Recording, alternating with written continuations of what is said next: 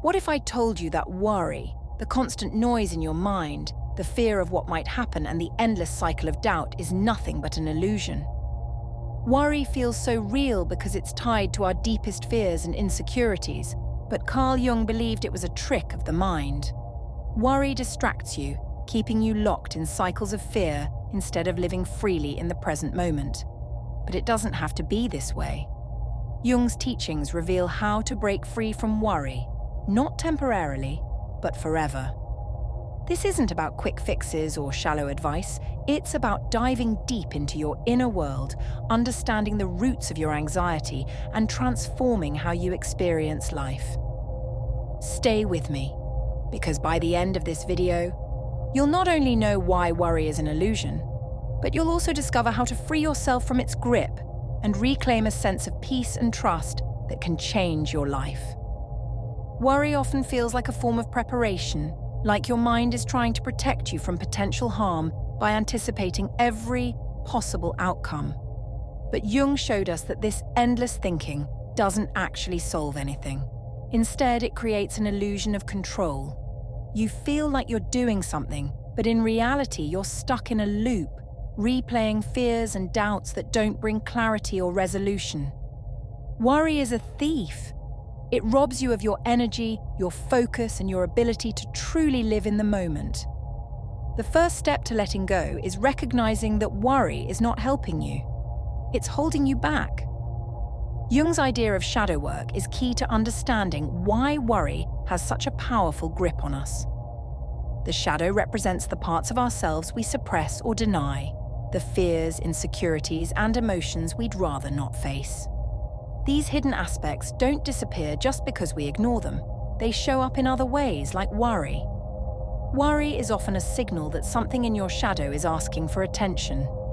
It might be a fear you haven't addressed, a wound you haven't healed, or a truth you're avoiding.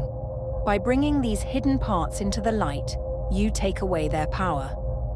What once felt overwhelming becomes manageable.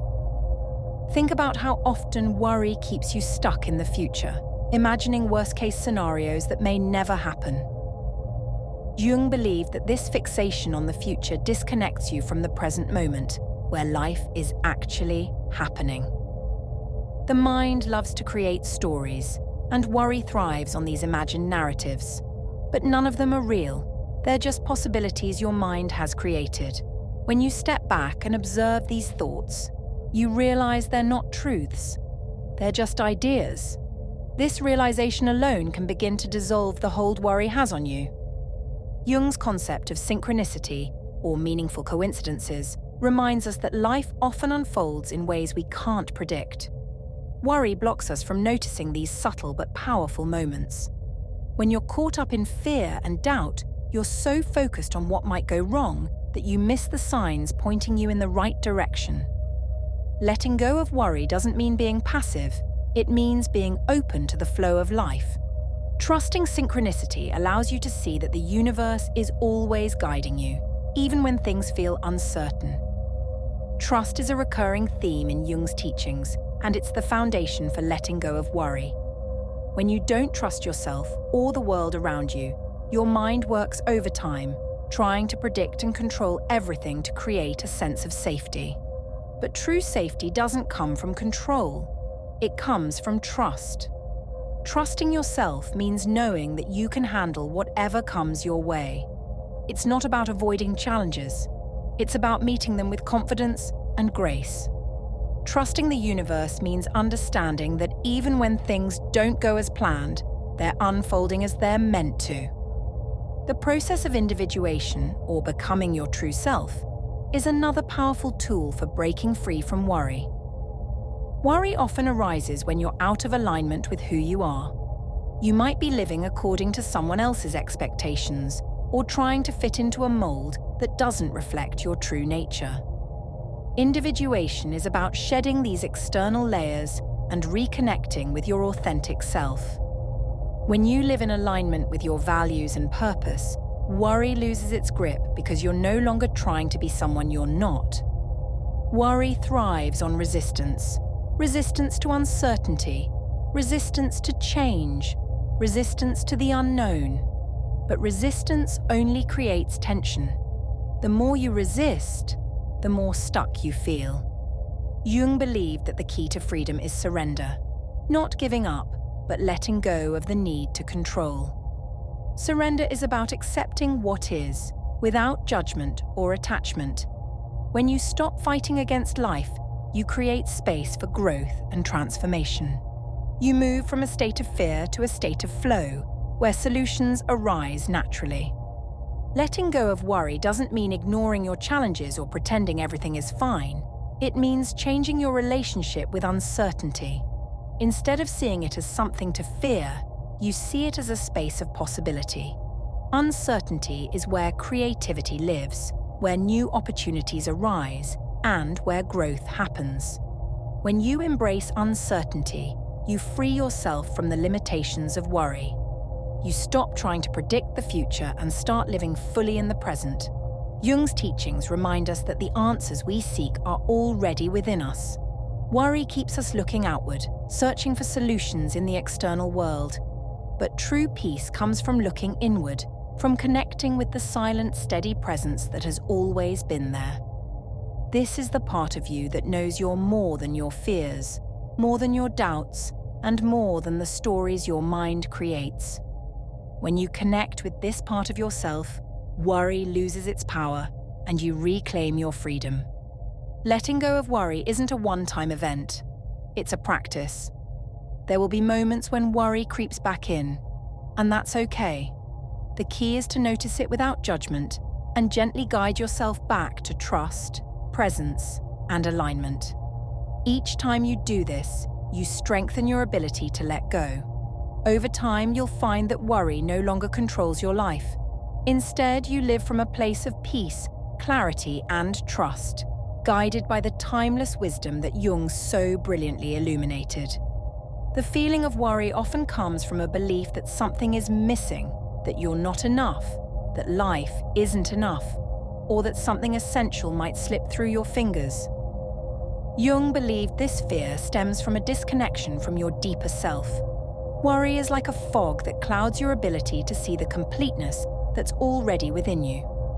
When you let go of the idea that something is missing, the fog lifts, and you realize that nothing essential can ever truly be lost. This shift in perspective dissolves the fear that fuels worry and replaces it with a sense of wholeness and calm. The mind is a powerful storyteller, spinning endless narratives about what could go wrong. But these stories are just that, stories, not truths. Jung taught that these mental projections are often reflections of unhealed parts of ourselves.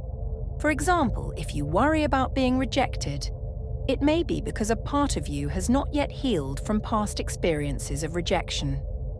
By acknowledging and healing these parts, you take away their power to influence your present. The stories begin to lose their grip, and you see them for what they are, temporary and changeable. Worry often creates a false sense of time.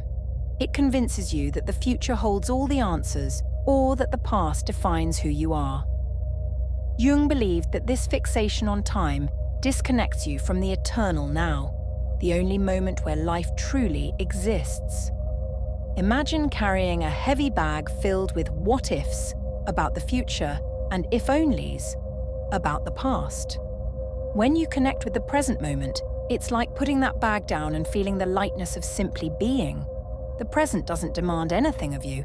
It simply invites you to experience life as it is.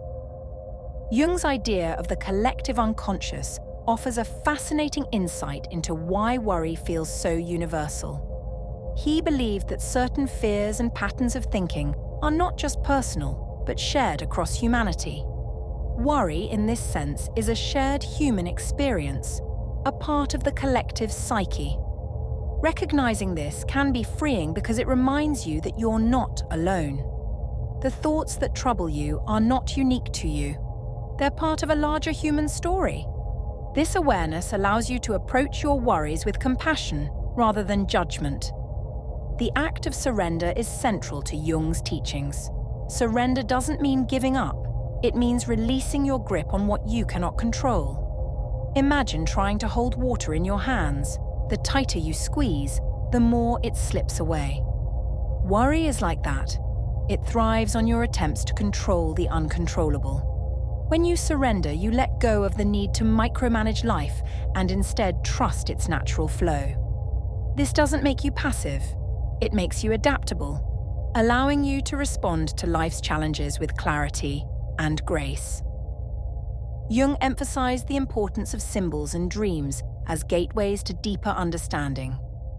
Often worry arises because your conscious mind is out of sync with your unconscious. Dreams, symbols, and even recurring thoughts are the unconscious mind's way of communicating with you. Instead of ignoring or suppressing these signals, Jung encouraged exploring them with curiosity. What is the deeper message behind your worries? Sometimes, a recurring worry is pointing to an unmet need or a misalignment in your life. By listening to these messages, you can address the root cause of your anxiety rather than just its symptoms. The relationship between worry and identity is profound. Worry often arises from a fear of losing a part of your identity, your role, your reputation, or your sense of self. Jung's process of individuation helps you see that your true self is not tied to these external markers.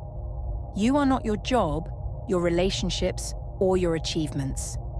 These are aspects of your life, but they are not your essence. When you let go of identifying with these roles, worry about losing them diminishes. You realize that your true self cannot be taken away, no matter what happens.